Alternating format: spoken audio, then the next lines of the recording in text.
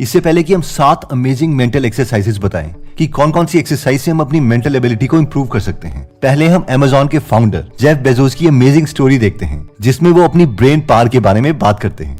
Jeff Bezos बोलते हैं कि मैं पहले थियोरेटिकल फिजिसिस्ट बनना चाहता था क्योंकि मैं एक अच्छा स्टूडेंट था और ऑलमोस्ट हर सब्जेक्ट में A+ ही लेता था। तो मैंने कॉलेज में ऑनर फिजिक्स का सब्जेक्ट ले लिया जिसमें अगर शुरू की क्लास में 100 लोग होते थे तो अगले साल सिर्फ 30 ही रहते थे क्योंकि ये सब्जेक्ट ही इतना मुश्किल था। लेकिन एक दिन मेरे साथ कुछ अजीब हुआ। हमें एक दिन होमवर्क मिला और उसमें हमें पार्शियल डिफरेंशियल इक्वेशन को सॉल्व करना था। मैं अपने एक और इंटेलिजेंट रूममेट के साथ उस क्वेश्चन को 3 घंटे तक सॉल्व करता रहा, लेकिन हमसे वो क्वेश्चन सॉल्व नहीं हुआ। और फिर 3 घंटे के बाद हम दोनों ने एक दूसरे को देखा और कहा यह सन था।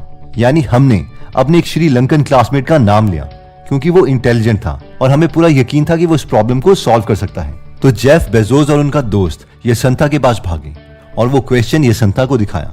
यशंता उस प्रॉब्लम को 2 मिनट तक घूरता रहा और फिर उसने कहा कोसाइन। इस पर जेफ बेजोस ने कहा क्या कोसाइन? इस पर यशंता बोला आंसर है इस क्वेश्चन का कोसाइन। उसके बाद यशंता ने पेन और पेपर लिया और उस क्वेश्चन को सॉल्व करता रहा और 3 पेज तक सॉल्व करने के बाद उस क्वेश्चन को सॉल्व करते करते सब कुछ कैंसिल हो गया और एंड में आंसर आया कोसाइन। जेफ बेजोस हैरान हो गए और यशंता से पूछा कि ये सब तुमने माइंड में किया? तो उस पर यशंता बोला हाँ 3 साल पहले मैंने कुछ ऐसे क्वेश्चन सॉल्व किए थे तो मैं इसमें अच्छा हो गया हूँ। इसके बाद जेफ बेजोस को पता चल गया कि मैं कभी भी अच्छा थियोरेटिकल फिजिसिस्ट नहीं बन सकता और इसीलिए उन्होंने अपना सब्जेक्ट चेंज कर दिया। And he says cosine. And I'm like, what do you mean? He's like, that's the answer. And I'm like, that's the answer? Very moment when I realized I was never going to be a great theoretical physicist. अब हम ये संथा जितने smart हैं कि नहीं ये तो पता नहीं, लेकिन हम ब्रेन एक्सरसाइजेस देखते हैं। डोंट वरी, ये कोई मुश्किल डिफरेंशियल इक्वेशंस नहीं है बल्कि सिंपल ब्रेन एक्सरसाइजेस हैं। तो सबसे पहली ब्रेन एक्सरसाइज आती है colour not the text. Okay, तो स्क्रीन पर ये टेक्स्ट लिखा है। अब आपको हर वर्ड में दिया गया कलर बताना है, ना कि text. For example first letter में टेक्स्ट तो रेड है लेकिन कलर ग्रीन है, तो इस केस में आपको जोर से ग्रीन बोलना है ना कि रेड। तो आई होप आप इसको समझ गए होंगे और इसके लिए आपको मिलते हैं 30 सेकेंड्स। Ready start.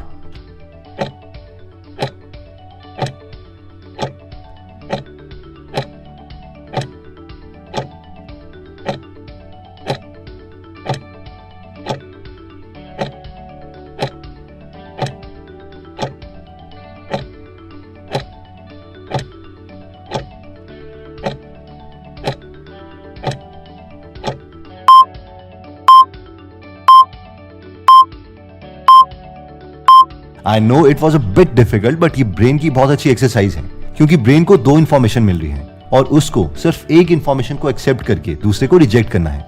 एनीवेज, हमारे पास आती है सेकंड एक्सरसाइज जो कहती है सर्कल्स एंड स्क्वायर्स। ये ब्रेन एक्सरसाइज कहती है कि हम ये टेस्ट कर सकते हैं कि क्या हमारा ब्रेन 2 एक्टिविटी को एक साथ एग्जीक्यूट कर सकता है कि नहीं। इसे करने के लिए आपको पहले लेफ्ट हैंड से हवा में सर्कल बनाना है और राइट हैंड से स्क्वायर्स, और 2 बार जब आप ऐसा कर लेते हो तो इस पोजीशन को चेंज कर दो, यानी अब राइट हैंड से हवा में सर्कल बनाओ और लेफ्ट हैंड से squares. So are you ready for this? Let's try it for 30 seconds and your time starts now.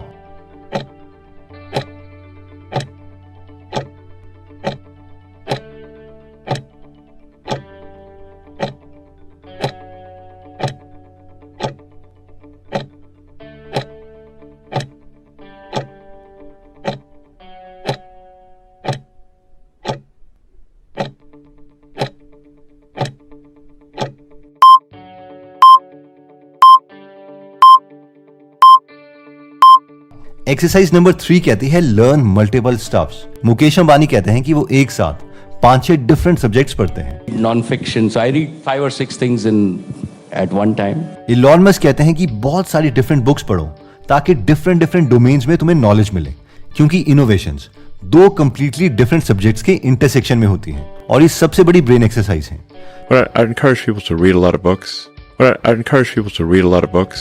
तो अगर आपको लगता है कि इलॉन मस्क और मुकेश अंबानी की रिकमेंडेशन को आप इग्नोर नहीं करना चाहते और आप इन महान पर्सनैलिटी से सीखना चाहते हैं, तो 1000+ बुक समरीज आपकी पॉकेट में आ सकती हैं जो आप कभी भी हिंदी में सुन सकते हैं। और अगर आप कमिटमेंट करना चाहते हैं कि अगले 1 साल तक आप 1000 बुक समरी सुनेंगे, और कंप्लीटली डिफरेंट सब्जेक्ट्स की नॉलेज लेंगे तो गीगल भी इसमें आपकी हेल्प करेगा। हम आज के दिन यानी 1 मई 2022 को आप 1 साल और 999 डेज वाली गीगल की सब्सक्रिप्शन में बुक 400 कूपन कोड यूज कर सकते हो, जिससे आपको 400 रुपीज का डिस्काउंट मिलेगा। और एज ऑलरेडी सेड, ये ऑफर आज ही अवेलेबल है एंड देन इट्स गॉन। तो अगर आप इसमें इंटरेस्टेड हैं तो इस एप्लीकेशन का लिंक हम डिस्क्रिप्शन और फर्स्ट कमेंट में दे देंगे। नेक्स्ट एक्सरसाइज आती है शुल्ट टेबल। इस टाइप के टेबल को शुल्ट टेबल कहते हैं। तो ये 5x5 का टेबल है, यानी इसमें 25 नंबर्स हैं।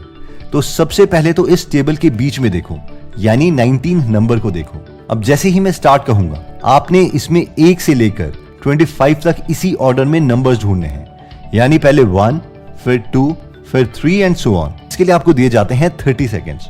आई होप आप रेडी होंगे। So let's start.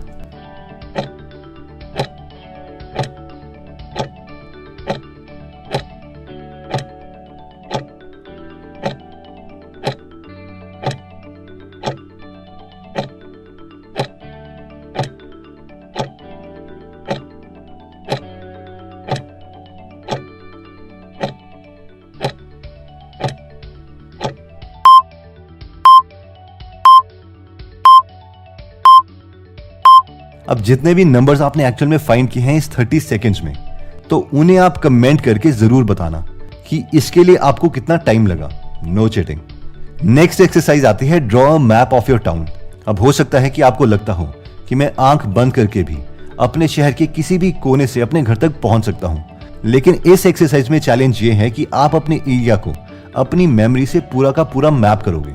यस, एक अकेले कमरे में बैठो और ड्रॉ करो कि आप अपने एरिया को कितने अच्छे से जानते हो, कहां पर कौन सी शॉप है, किसका घर है, कितने मोड़ हैं, कितनी सीढ़ियां हैं, एक्सेट्रा।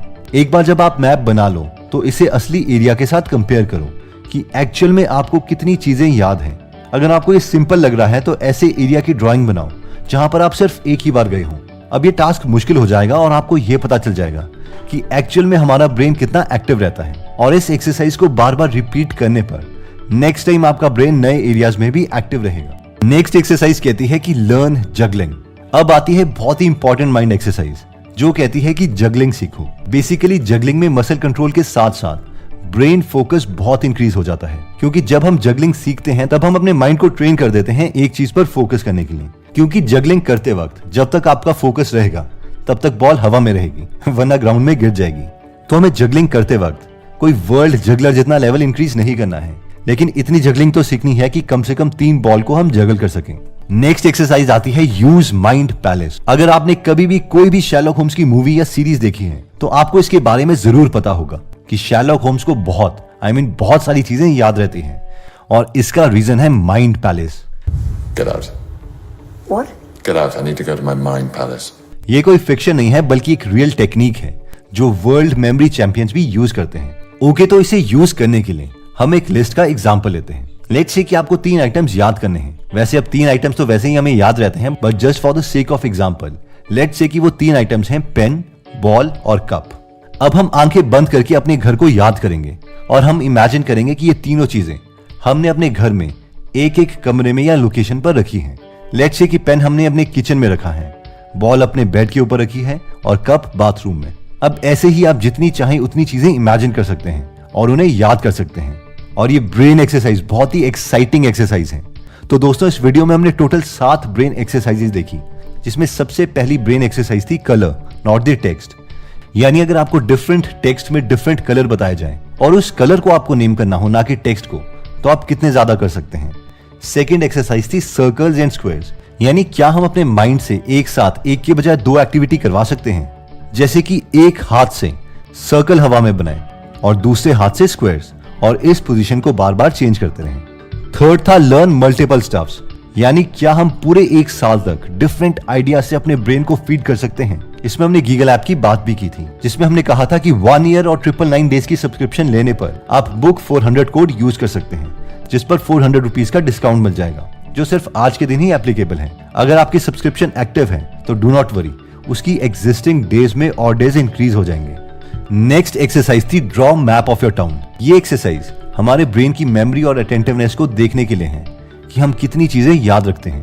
नेक्स्ट था लर्न जगलिंग। ये एक्सरसाइज हमारे फोकस को इंक्रीज करने में हेल्प करती है और साथ में हम एक स्किल भी सीख जाते हैं। नेक्स्ट था शल्ट टेबल, जिसमें हमने 1 से 25 नंबर्स ढूंढने थे जो रैंडम पोजीशन पर थे। और फाइनली 7th एक्सरसाइज आती है यूज माइंड पैलेस। ये एक्सरसाइज हमें स्टडीज या और इंपॉर्टेंट जगह काम भी आ सकती है, तो इससे प्रैक्टिस करते रहें, हमेशा अपनी लिस्ट को ऐड करते रहें और ये देखें कि कम से कम हम 20 चीजों को याद करने के केपेबल हों।